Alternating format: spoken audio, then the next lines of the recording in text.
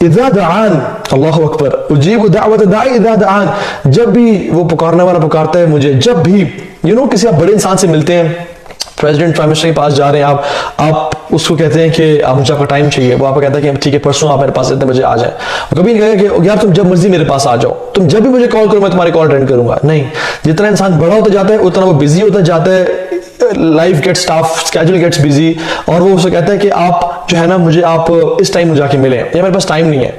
अल्लाह रब्बुल आलमीन से बड़ा कोई है? उससे बड़ा कोई शहनशाह है? उससे बड़ा कोई बादशाह है? उसके हाथ में लिमनिल मुल्कुल यौम, किसके हाथ में उस दिन ताकत होगी?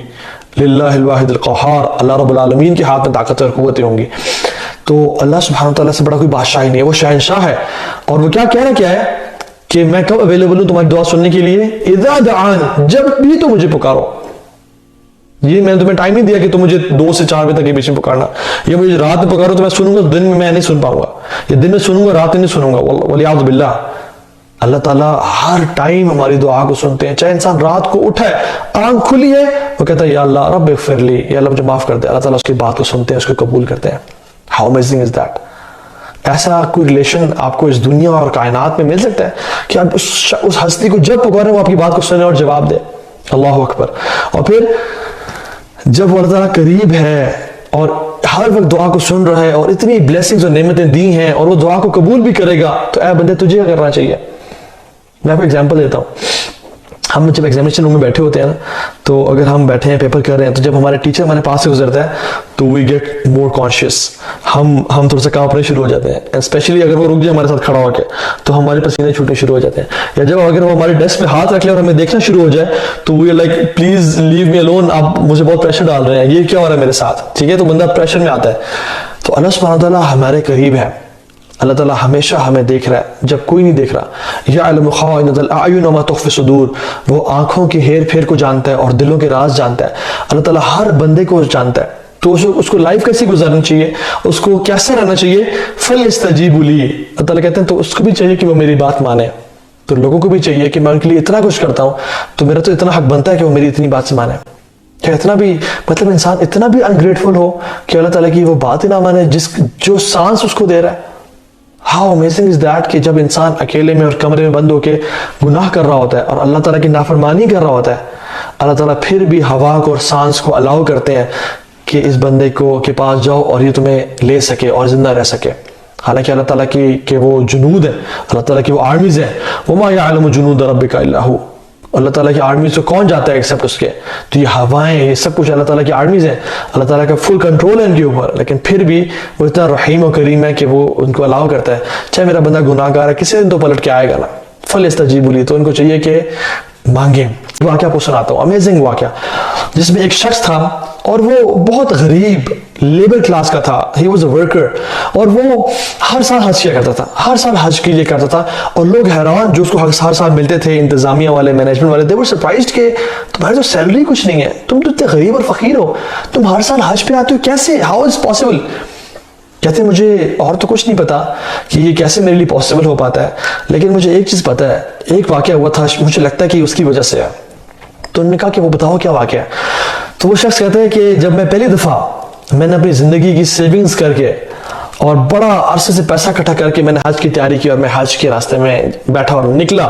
जब हम बस पे बैठे और हज के लिए निकल रहे थे, तो मैं बस पे था, तो मैंने एक बूढ़ी और बुजुर्ग औरत को, और वो काफ़ी हैवी थी वेट के लिहाज से, उसको देखा कि वो बहुत मुश्किल से चल रही है, बहुत मुश्किल से, तकलीफ के साथ चल रही है और उस अपनी डेस्टिनेशन तक जा रही है। तो कहते हैं कि मुझे बड़ी शर्म आई, मुझे बड़ा दुख हुआ, और मैंने कहा कि अपने आप से कि तुम नौजवान हो, तुम्हारे अंदर हिम्मत और ताकत है, तुम सीट पे बैठे हो बस के अंदर, और वो बुजुर्ग खातून है, वो पैदल चल रही है, तुम्हें शर्म नहीं आती? तुम्हारा क्या हज कि तुम तो सीट पे बैठ के सवार होकर जा रहे हो और वो बुजुर्ग खातून पैदल चल रही है और तकलीफ में तुम उसे देख रहे हो।